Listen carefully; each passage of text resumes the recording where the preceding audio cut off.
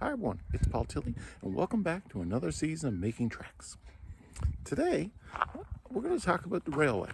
And if you're a railway nut or someone's interested in Newfoundland history, one of the things you will notice if you drive across the island is the number of trussels and bridges that are foundationed on blocks, stone blocks.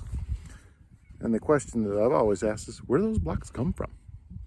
Well, at least on the eastern part of the island, the stone blocks came from a place very near Clarenville. So today, what we're going to go and do is take a ride to the Northern Bight rock quarry. Now, this was a quarry that was built in the 1880s, before the railway arrived in Clarenville in 1892. 1880s, using manpower to create the dimensional stone that was necessary to build the foundations of the various trussels. It's a very good quality stone, and in fact you'll see examples of that stone in the train station in St. John's, which is now the train museum. That's built from dimensional stone that was taken from this quarry that we're going to go to today.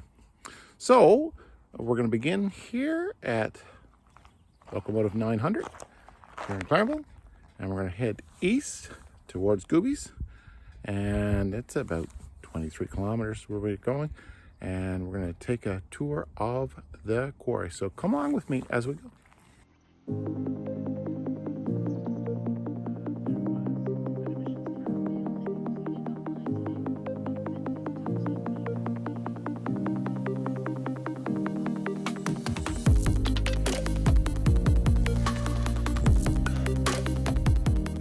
Trussels like this one are all over the island. This one's on Dark Hole Brook, and you can see that this trussel has a good solid foundation.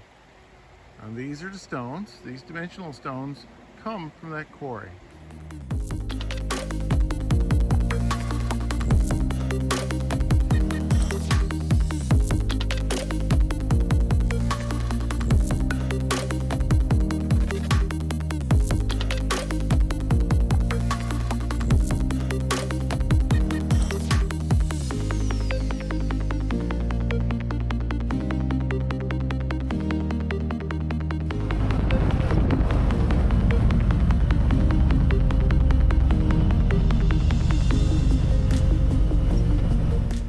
So although there's no real signs to indicate that we're at the quarry, you'll notice that the warm-up hut is right across the street from it.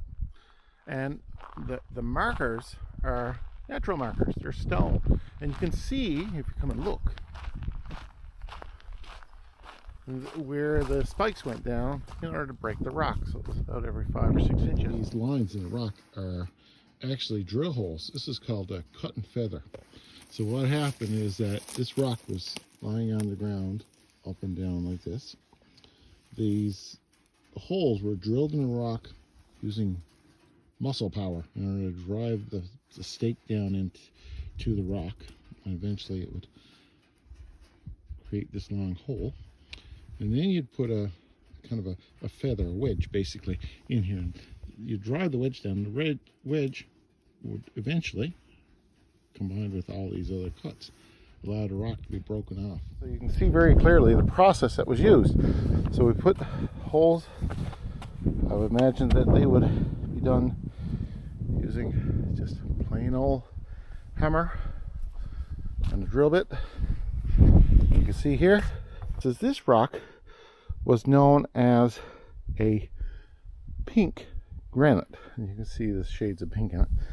And according to what I've read, this doesn't have any cracks in it, so it makes very, very good product for building bridge supports and buildings.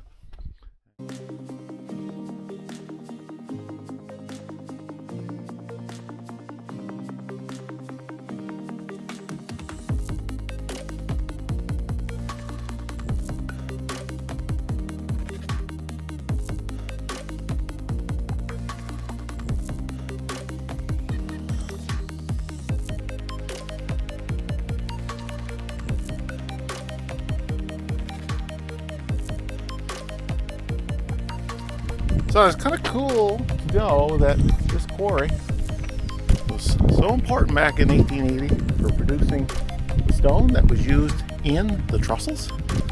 And we can go today, we can be in St. John's and look at the railway building in St. John's down Water Street and know that the stone that it's made of came right from this quarry. Interesting. Well, I hope you've enjoyed today's travels. Thanks so much for joining me. Stay tuned for the next episode.